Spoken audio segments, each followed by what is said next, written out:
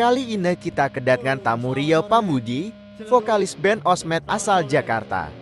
Osmet Band dibentuk pada tahun 2009 yang didirikan Rio bersama temannya. Di masa COVID, Rio sempat sakit dan koma selama 7 hari. Gue ketemu seseorang di dimensi itu selama koma. Kalau tidak ada sosok itu, kemungkinan gue sudah mati, ujar Rio. Gimana cerita Rio bisa selamat dan bangun dari komanya? Saksikan di podcast Jalan Pulang. Itu ada sumur Dekat situ. iya di dekat situ ada sumur ya, emang bener di situ ada sumur gitu. Gue disuruh masuk ke dalam. Tadi tuh rada mau apa cuman kayak dilatih saya sama Kayak nggak kuat mana. nggak kuat. Akhirnya gue terus ngikutin. Nah lama-lama kayak ada energi gitu sih dari atas kepala. Soalnya dari kaki udah dingin. Sampai akhirnya ya kelar tuh sampai malam deh, kayaknya malam atau subuh gitu. Nah setelah itu gue dikasih emas tuh, gue kayak koin gitu. Pakai ini putih semua, turban putih, jubah putih semua, share sama habaib-habaib gitu. Terus pas jarak ke dalam, kayak ada yang keluar dari kuburan tuh. Nah gue juga bingung tuh. Jalan Pulang Podcast, bawa cinta yang disampaikan. Ada Arun dan Ega di Cafe Rumi.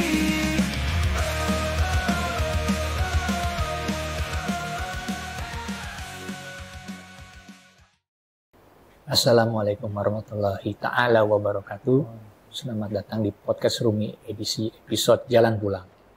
Sebenarnya kalian udah tahu ya Jalan Pulang itu apa, ya kan? Dari yang episode kemarin kan kita udah banyak mengulas nih tentang episode Jalan Pulang itu apa. Kali ini kita kedatangan seorang sahabat, seorang teman yang gak asing lagi. Dia adalah frontman band metal asal Jakarta bernama Osmet.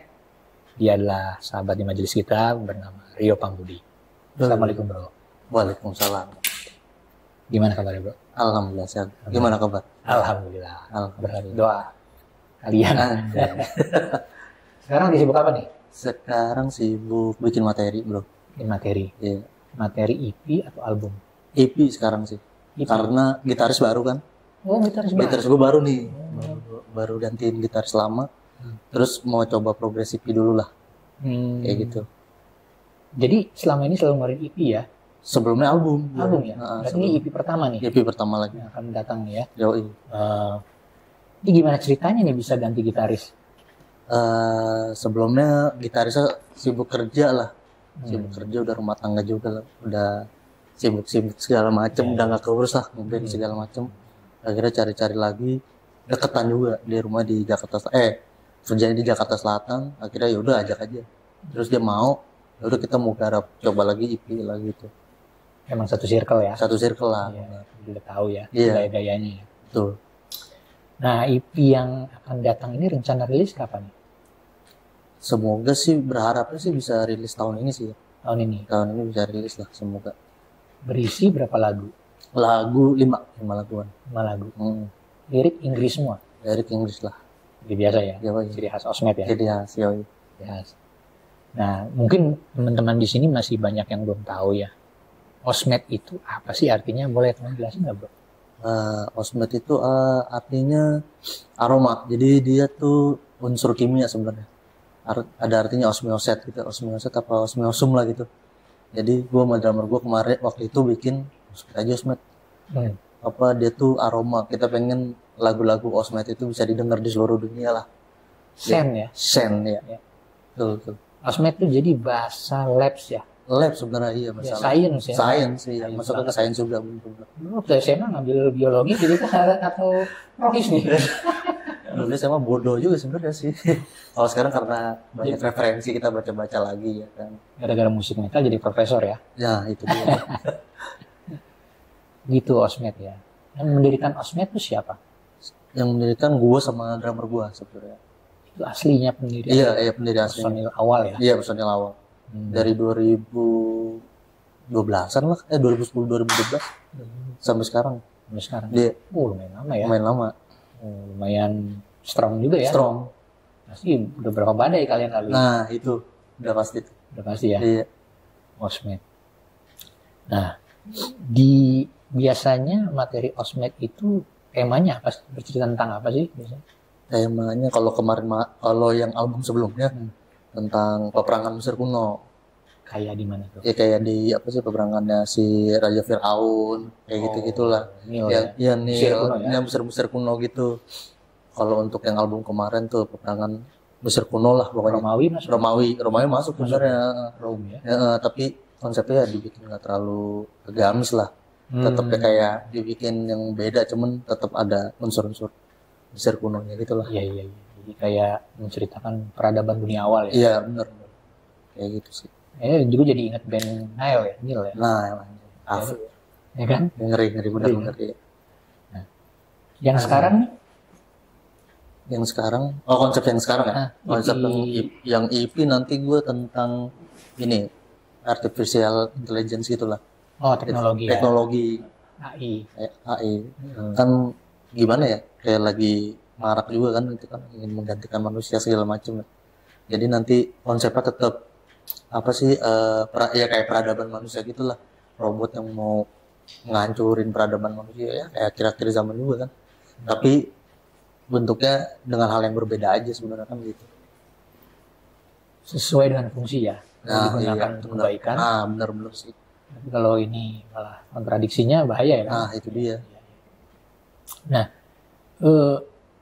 ada ini nggak perbedaan gaya permainan style nggak di EP ini? Apakah beatnya lebih sporadis cepat atau lebih groove, melambat atau gimana? Kalau yang sekarang lebih groove sih. Groove ya? Lebih lambat ya. Kalau yang album soalnya kan udah lebih kenceng kan. Ngebut semua ya? Ngebut semua. Double pedal ya? Nah betul. Yang sekarang sih double pedal tetap. Cuma lebih santai lah dikit. Nge-groove dikit lah biar banyak yang goyang gitu. Iya. Benar. Dari karakter vokal untuk EP ini tetap growl atau ada unsur lain? Tetap growl sih. Growl. Ada guttural sama growlnya lah. Guttural. Apa tuh? Coba jelasin. Guttural tuh kayak apa ya? Teknik-teknik model vokalnya kayak jasad lah band Bandung. Manjasat yang kayak gitu-gitu. Tapi tetap kedengeran liriknya sebenarnya. Tapi dia tuh lebih kayak guttural tuh ya kayak growl yang kayak monster lah bahasanya. Orang dulu iya kayak gitu-gitu. Gitu ya? Iya benar. Lumayan nih dapat ilmu baru nih Iya. tentang musik. Nah, Osmet sendiri genrenya apa nih? Clearly-nya. Kalau sekarang sih lebih ke slamming. Slamming brutal ya. Di EP yang sekarang? Yang di EP sekarang ya. Slamming brutal? Iya. Gimana tuh maksudnya tuh? Ya, kalau maksudnya sih ya itu sih lebih ke slamming musik yang rada groove. Tapi masih ada paduan musik brutal-brutal lah, rada kenceng dikit. Tapi ya nggak terlalu kenceng juga kayak di album itu. Kalau di album kan brutal death metal. Itu pure tuh. Kenceng semua. Pertama ya? Album pertama. Brutal death metal. Nah kalau yang nanti slamming brutal lah. Slamming brutal. Iya. Baru dengar nih soalnya. Iya.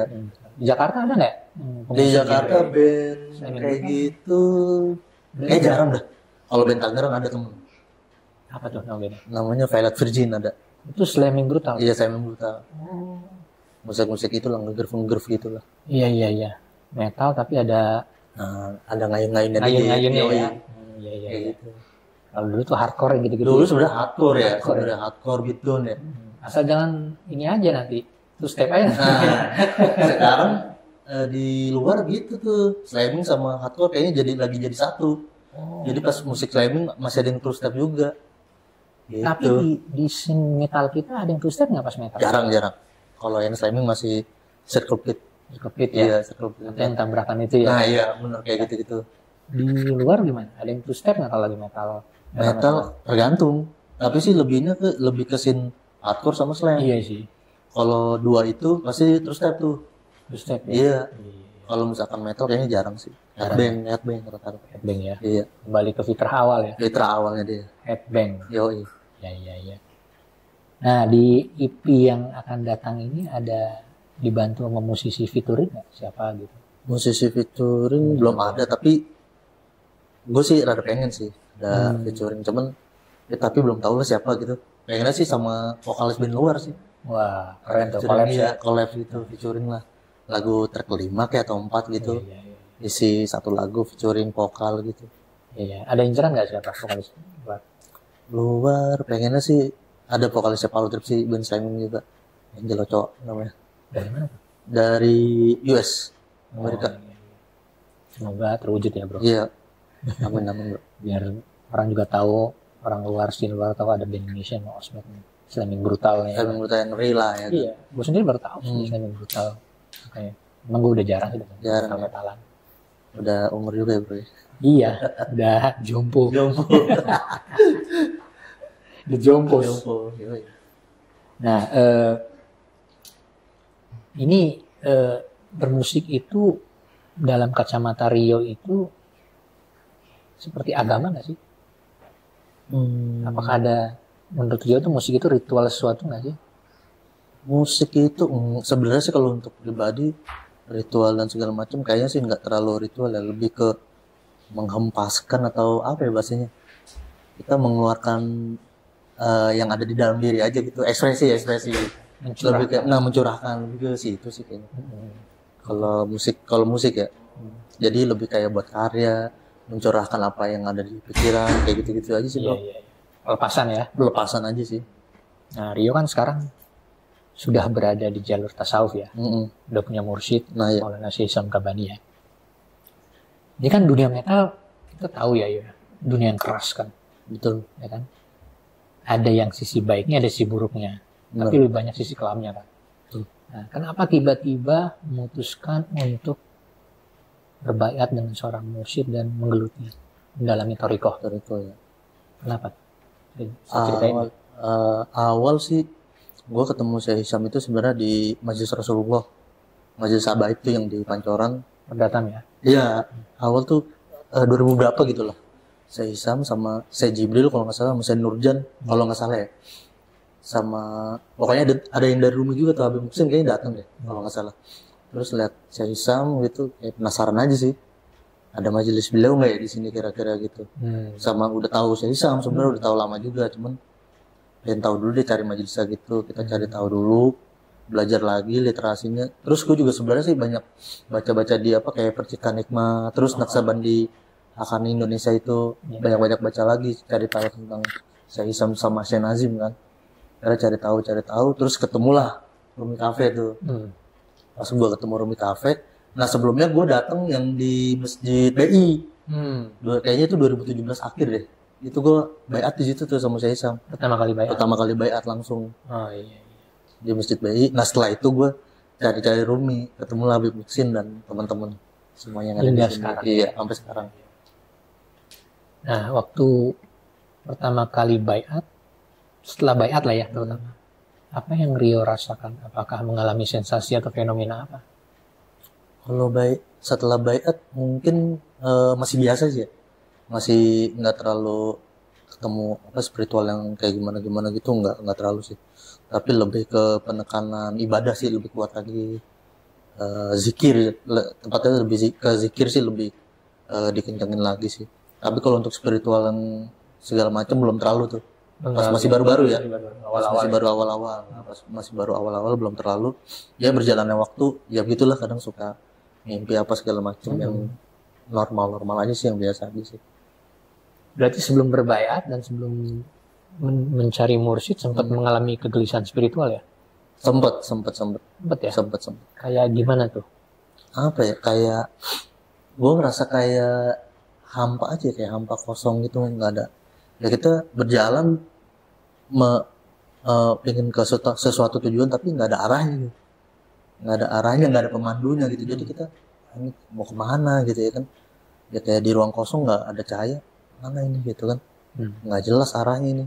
Ya udah kita, nah itu gue juga sebelumnya sih banyak doa sih ya, gue banyak doa minta diketemuin lah sama Syekh Mursyid gitu. Ya gue juga banyak sholawat segala macem. Akhirnya ya udah kayaknya sih diketemunya sama Syekh Hisham sih. Kabulin ya? Dikabulin ya. Iya. Itu reaksi keluarga gimana ya? Ketika tahu, oh Rio nih sekarang udah di thariqah nih, gimana? Kontroversial sih kalau keluarga. Udah pasti kan, karena thariqah kan biasanya yang begitu-gitulah ya kan. Kalau keluarga dari nyokap ada yang bilang dukun segala macem. Wah gila kali kan. Ya gue kasih tahu aja lah segala macem. Di sini mah nggak gitu-gitu sih. Thariqah kita mah beda. Justru yang dukun itu malah jadi orang bener kayak gitu-gitu. Nggak ada yang gimana-mana lah gitu. Alhamdulillah menurut kita ada jadi istiqomah kan buat ibadah segala macam di sini. Sempat ada contoh ini nggak, cerita unik pertentangan dari keluarga, dari Nah gitu dari Oh. keluarga. Alhamdulillah sih nggak ada sih. Kayak di larang, jangan gini. Oh iya iya iya. Nggak ada ya? Alhamdulillah nggak ada sih. Nggak ada ya? Nyokap sih yang penting kalau kita ngaji kita bener, ya udah sih. Gitu ya? Bokap juga. Bokap juga setuju aja waktu itu. Iya. Nggak ada yang gimana-mana. Kalau dari masyarakat sekitar rumah gitu, lingkungan, ngeliat Rio sekarang berubah. Lingkungan juga kayaknya nggak terlalu yang wah lu udah ini karena kan gue juga nggak terlalu menunjukin hijrah lah inilah maksudnya ya biar kita sama Allah aja kan. Kalau kita yang ngaji terus si perilaku kita juga sama orang ya jadi keselan lah atau apa gitu kan, jadi suka kadang kan ada orang yang gitu kan ngaji tapi ya sama orang kadang masih nggak sesuai gitu kan. Nah kalau emosian kayak gitu-gitu marah mulu gitu ya kan, nggak sesuai sama ini marah. Kalau kita ya udah biasa aja gitu, jalan aja kayak gitu sih. Woles gitu ya. Woles, santai. Yang penting kita baiklah sama orang sih. Iya, gitu. Setuju. Sebagaimana ajarannya Syekh sama Syekh Najim juga kan. Gitu. Memang ajaran Maulana itu memang luar biasa ya. Iya, luar istimewa. Beliau-beliau ini memang sangat ya menenangkan hati ya. Menenangkan hati. Dan Betul. insya Allah kita akan selalu bersama mereka ya. Betul. Amin. Akhir nanti. Amin. Nah, waktu berjalan ini udah berapa tahun sih bertoriko? Gue bertoriko 2017 berarti udah 5 tahun lebih kali ya. Lama juga ya. Lumayan lama sih iya. Berarti sering ketemu Syekh Ihsan kalau beliau berkunjung ke sini. Oh iya. Sempetin datang pasti. Sempetin datang ya. Sempetin datang. Benar. Anak bandnya ada yang bertoriko juga nggak? Anak B. Personil personil drummer. drummer ya. Drummer sempet baik cuman emang dia karena ya udah nikah. Terus kerja juga mungkin waktu aja paling. Tapi kadang kalau dia itu suka ngabarin, datang nggak lu ke Rumi? Datang aja bareng. Datang. Rumahnya deketan ya? Rumahnya deketan. Alhamdulillah ya. Kalau masih mau datang walaupun jarang. Iya, walaupun. Yang penting masih mau zikir. Masih mau zikir ya. lah. Benar. Paling gitu sih. Zikir harian gitu. Di antara semua amaliyah Naqsyabandi mana yang favorit Rio? Apakah zikir kewajagan, wirid harian atau apa? Kalau gua kewajagan ya. Lebih favorit iya. Kewajagan tiap minggu. Zikirnya kan bareng-bareng tuh enak. Enak aja gitu kalau kewajagan. Kalau hari ya kalau wirid harian ya untuk kita sendiri enak juga sih. Tapi kan lebih untuk kita sendiri kan. Konsumsi pribadi ya. Nah betul, paling lebih ke situ sih. Tapi kalau lebih enak banget kewajagan sih sebenarnya. Kewajagan ya. The best ya. The best. Orang kantor ngeliat Rio bertoriko gimana? Kalau orang kantor, kalau gue sih lebih maksudnya kayak nggak terlalu nunjukin sih. Maksudnya kayak biasa aja. Tapi kalau misalkan dia nanya-nanya baru kita kasih tahu ngaji di Syekh Ihsan segala macem gitu baru. Tapi kalau orang kantor sejauh ini ya belum ada yang terlalu tahu sih. Ya kan ngeliatnya paling sholat doang segala macem kayak gitu. Tapi pasti pernah ada yang nanya ya, Rio ngaji di mana? Oh iya biasa gitu. Ya paling bilang aja ngaji di Syekh Ihsan nih, Naqsyabandi kayak gitu. Iya. Hitung syiar ya. Iya benar. Nah dengar-dengar dulu waktu COVID nih ya, ini kita bahas nggak apa ya? Nggak apa-apa santai. Waktu COVID itu Rio sempat mengalami koma lama panjang selama seminggu ya benar? Betul. Nah itu penyebab koma itu apa sih sebenarnya? Nah penyebab koma, kalau dokter bilang sih apa kayak obes, nggak ada komorbid sih sebenarnya. Nggak ada ya? Nggak ada komorbid. Terus mungkin karena dulu kan lebih sering ngerokok tuh gua. Dulu ngerokok segala macem, jarang olahraga termasuk. Jadi akhirnya saya udah sampai ke paru-paru dia. Oh gitu. Sampai ke paru-paru. Akhirnya sampai ke paru-paru ya udah akhirnya gua sampai dibawa ke rumah sakit. Emang itu nggak enak banget sih, gue juga bingung. Akhirnya diperiksa DBD maksudnya negatif. Terus tipes juga negatif. Terus akhirnya cek darah. Negatif semua ya? Negatif semua. Terus pas COVID baru positif, akhirnya dibawa ke rumah sakit. Terus kondisinya juga emang udah terlalu drop banget sih sebenarnya itu. Nah akhirnya dibawa ICU tuh. Apakah faktor pikiran itu mempengaruhi yang perburuk keadaan? Paranoid gitu. Okay. Jadi ikut menjadi trigger pemicu. Pengaruh nggak tuh? Kalau pikiran sebenarnya gue relate sih. Maksudnya nggak terlalu yang kepikiran yang gimana-mana. Cuman kalau bilang kaget sih kaget. Cuman ya udahlah. Mungkin emang ya udah jatah kita mungkin dikasih sakit ini. Itu sebelumnya juga aduh mandat aja deh sama saya sama Syekh Najim. Maksudnya biar kita lebih lapang juga kan, jangan kita dikasih begitu malah marah gitu kan. Ya udah Legowo ya. legowo aja Iya, gitu, bener. Iya. Nah, selama koma, bisa ceritain nggak apa yang Rio alami selama koma itu? Itu lumayan lama loh, Iya. seminggu itu. Semingguan ya kan. Lama gitu. Rio tuh ngalamin apa aja di dalam itu, Pak? Pas gua koma itu, nah gua kan koma nggak sadar kan, karena kondisi dari badan juga udah drop, akhirnya koma tuh. Kayak gitu. Ya kayak orang mimpi sih sebenarnya, kayak orang mimpi gitu. Nah awal tuh gua ketemu sama ini Abah Gurus Kumpul, Natapura. Natapura, iya. Ketemu Abah Gurus Kumpul, duduk kayak gini aja, kayak Abah Gurus Kumpul senyum-senyum, dia kayak pakai rido gitu warna putih kan, senyum-senyum aja, senyum-senyum, minum kopi, minum sampai minum lah, pokoknya minum kopi 2 kali 3 kalian gitu. Nggak lama gue langsung kayak mental gitu, kayak pindah tempat gitu. Teleport. Iya kayak gitu tuh, makanya wah ini unik juga ya. Gue sih sempat ada kayak pikiran, gue kan lagi koma, cuman pindah-pindah gitu. Ya udah kira gue pindah gitu, pindah lagi ke gue waktu itu ketemu sama Habib Ali Al-Jufri, ya. Zaman ya. Iya, Habib Ali Yaman di Mekah itu juga. Gue ketemu di Mekah, terus yang ikut beliau lah gitu ya kan. Beliau kayak safari dakwah di sana, ngikut, terus sholat gitu, ibadah segala macam, sampai akhirnya ya kelar tuh sampai malam deh, kayaknya malam atau subuh gitu. Nah setelah itu gue dikasih emas tuh, gue bingung tuh kayak koin gitu. Koin ya. Iya, Kepingan ya. kepinggan gitu, 2 apa 3 lah gitu. Antara itu lah gue lupa juga. Pas Itu sholat dikasih itu sama Habib Ali Jufri di mana? Di masjid mana? Masjid Nabawi. Oh. Sholat di Masjid Nabawi, terus ke raudhahnya raudhahnya Nabi kan, Nabi Muhammad. Itu muter-muter Ziarah pas di itu, situ iya ya. ziarah segala macem, ke Mekah juga. Terus ya udah, habis itu nggak lama gue cabut lagi, pindah lagi gitu, pindah lagi ketemu Habib Umar kayaknya deh. Habis Bin itu Hafiz. ya Habib Umar bin Hafid, terus sama siapa lagi lah gitu, banyak sih, kayak ziarah kubur gitu sih, pakai ini putih semua, turban putih, jubah putih semua, syekh sama habaib sih kayaknya. Cuman gue nggak jelas juga kan, itu kan banyak banget, Ustaz. Banyak banget ya kan, Para guru ya. iya para guru sih ngumpul. Ya udah ikut aja tuh, ikut juga. Ya udah akhirnya habis itu ya itu gue kepental lagi. Nah kepental lagi tuh gue ke itu tuh tempatnya tuanku Sumatera Barat. di Sumatera Barat, ya di Padang. Nah itu gue ke situ, terus gue lihat kayak ada kubah kecil gitu. Kayaknya sih itu mungkin makam wali ya, wali-wali yang ada di sana. Komplek makam Iya, pemakaman wali. pemakaman wali. Terus pas ziarah ke dalam, kayak ada yang keluar dari kuburan tuh. Nah, gue juga bingung tuh. Kayak ada yang keluar dari kuburan pakai turban segala macam lah. Rapi lah, cakep gitu. Terus dia bilangnya sih, tuh ada sumur. Dekat situ. Iya, di dekat situ ada sumur. Ya emang bener, di situ ada sumur gitu. Gue disuruh masuk ke dalam. Coba lo masuk ke dalam aja gitu. Pasti banyak kenikmatan yang pasti antum rasain kalau masuk ke situ. Ya udah kira masuk ke dalam gitu, kayak masuk ke laut dia, kita ngelam gitu. Ada airnya. Ada airnya, cuman oh iya benar gitu ya. Kok makin enak gitu ya, makin enak. Nah pas kayak di kejauhan kayak ada mutiara, kayak cahaya putih gitulah. Titik. Awalnya kayak titik gitu, nah gue terus kejar aja. Terus makin dia dikejar makin jauh.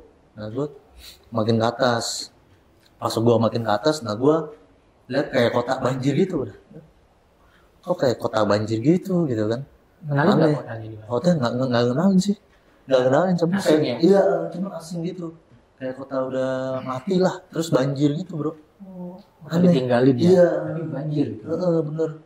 Nah gue liat pas ke situ, ya udah nggak lama lagi gue pindah lagi. Udah kelar tuh gue tuh.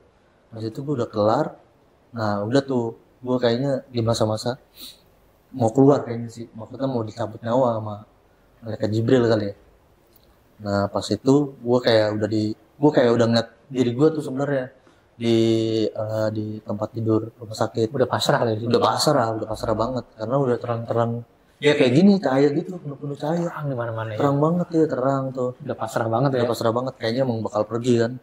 Nah gue lihat dari kayak kejauhan deket, makin deket gitu, makin deket ini siapa ya? Dia terus jalan.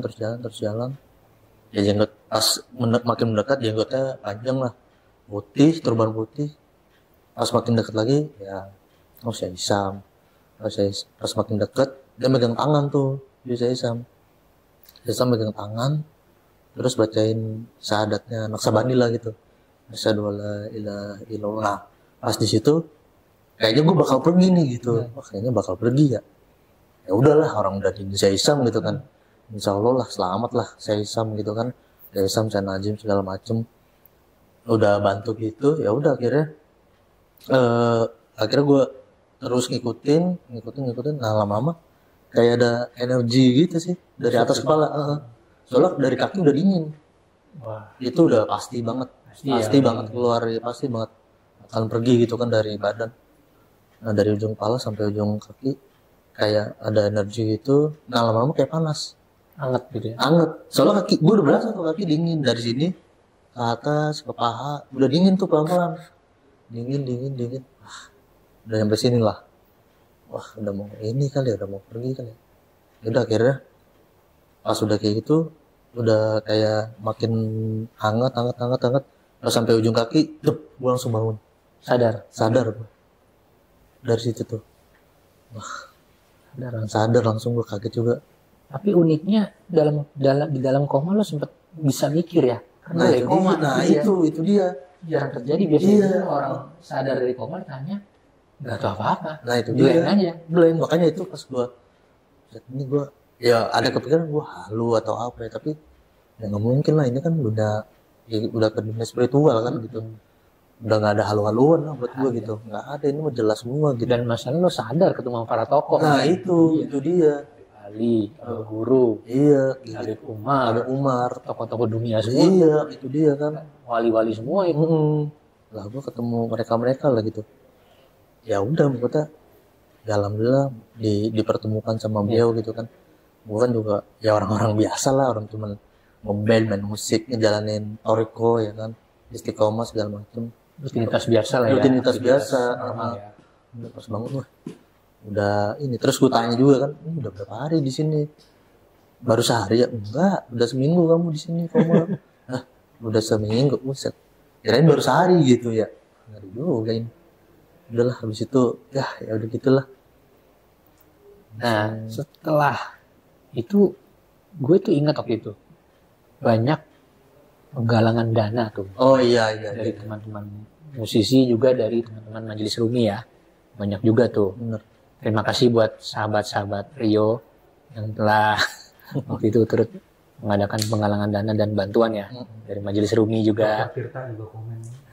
Semua tokoh-tokoh. Semua. Bahkan gitaris Death Squad Death juga. Squad, yes. Saya juga terima kasih sudah membantu menyelamatkan nyawa sahabat kita ini. Tertirta juga, terima kasih ya. Nah, hikmah pas sudah berangsur pulih, hikmah apa yang lo dapatkan dan apa yang mau lo aplikasikan dalam kehidupan setelah lo pulih nih? Nah kalau hikmah mungkin dari segi gua bermajelis dulu ya di Rumi kali ya. Ya, Di Rumi itu kan tarekat Naksabandi ya. Naksabandi Hakoni yang diambil dari Syekh Bahauddin dan Naksabandi. ya. Gue seingat gue, Syekh Bahauddin pernah bilang tarekat kami adalah tarekat kebersamaan. Nah di situ tuh gue langsung ajib, masya Allah gitulah, gitu kata gue kan. Ini benar gitu, Rumi ini benar-benar tarekat Naksabandi yang diturunkan dari Syekh Bahauddin gitu. Asasnya maksudnya dari kebersamaannya, bukan kekeluargaannya. Maksudnya nggak dari kita sering ngaji datang segala macam, dari segi kita lagi kesusahan, mereka saling bantu, saling support, gitu sih, teguh kayak gitu-gitu. Makanya pas gue itu, wah ini mah bener nih Naksabandi. Maksudnya Naksabandi Hakoni mendeklarasikan ilmunya dari Syekh Bahauddin. Tarekat kita tuh ya kebersamaan gitu. Kalau dari temen-temen ya itu maksudnya udah sering ketemu ya, mereka bener-bener solid juga lah. Jadi memang Rumi Cafe itu adalah bukan hanya majelis zikir ya, tapi sebuah rumah ya, rumah sebuah keluarga dan bersama-sama di dalamnya berenang di samudra Torikoh yang penuh dengan cinta. Kalau hikmahnya sih gue lebih ke apa ya, ke kehidupan ya lebih baik lagi lah, dari segi ibadah, dari segi kita datang ke majelis zikir, ke Rumi gitu ya, lebih ke tingkatin istiqomahnya lah. Kalau untuk ke kehidupan bermasyarakat sama teman-teman ya kita lebih baik lagi lah, maksudnya sama inilah, jangan menjudging menjudging orang lah gitu. Kita itu kan maksudnya Allah memberikan kehidupan kepada kita itu kan, kita cuman apa ya, ya kita memberikan agama kita gitu kan, berdakwah agama kita, berdakwah jalan tarekat kita gitu, Naksabandi, jalannya Syekh Isam sama Syekh Nazim. Ya kita berjalan mengikuti apa yang Syekh kita berikan ke kita aja gitu. Nggak usah melampaui batas, karena Syekh kita aja nggak melampaui kan. Kita disuruh jadi, kamu harus jadi nothing, harus jadi kosong. Ya artinya kalau buat gue pribadi, ya lu berbuat kebaikan sama siapapun, ya dimanapun berada gitu, nggak perlu memandang suku, agama, atau tongkrongan mau kayak gimana pun, ya lu wajib lah berbuat baik gitu, karena memang Syekh yang kita ikutin aja mereka itu memiliki rahmat gitu kan, memiliki cahaya dari Rasulullah SAW ya kan. Ya itulah kayak gitu sih, kalau dari gue sih ya lebih ngikutin yang kayak gitu-gitunya aja sih. Kesan apa yang Rio lihat ketika pertama kali bertemu dengan Syekh Hisham gitu? Kan sosok wali besar, wali dunia kutub. Masih ingat nggak gitu pertama kali itu rasanya apa, kayak gimana ketemu Syekh Hisham? Kalau ketemu sih sebenarnya Pertama kali ngelihat gitu. kayak pertama kali lihat kayak rada aduh, ya kayak gimana gitu ya, kayak dari rumah tuh semangat sebenarnya, ya semangat sih, pas ketemu pun juga semangat, cuman aduh banyak buat dosa ya kan, banyak buat ini, Introspeksi diri malah ya. introspeksi diri gitu ya kan. Ketemu Syekh Isam waktu itu, ketemu lagi di Permata Hijau tuh, lebih deket Deket jaraknya ya. lebih deket jaraknya tuh di Permata Hijau tuh, acara di Permata Hijau, ingat banget. Gue datang ke situ lebih depan lagi, Paling depan. paling depan, nggak terlalu depan tapi Dua ya baris lah ya. dua baris, nah benar 2 baris, Lebih jelas ya. lebih jelas, lebih dekat. Aduh, nggak bisa apa ya, ya nggak bisa berkata-kata lah gitu. Tadi tuh rada mau apa, cuman kayak dilatih saya sama, aduh kayak Nggak kuat mana nggak kuat memandangnya juga gitu, kayak gitu. gitu ya. Mm-mm. Sebegitu ini ya, aura pesona Nah beliau iya, ya. Sebegitu indahnya ya. betul, apalagi pas kewajagannya enak banget, Asik ya. asik ya. kalau sama beliau tuh. Powernya Banget. beda Nah, kalau sama mursyid ya. bener, powernya beda banget jauh. Di keluarga ada yang ikut Thariqah Naqsyabandi juga? Adik, kakak, atau Kalau siapa? di keluarga Paman, om. nggak ada sih.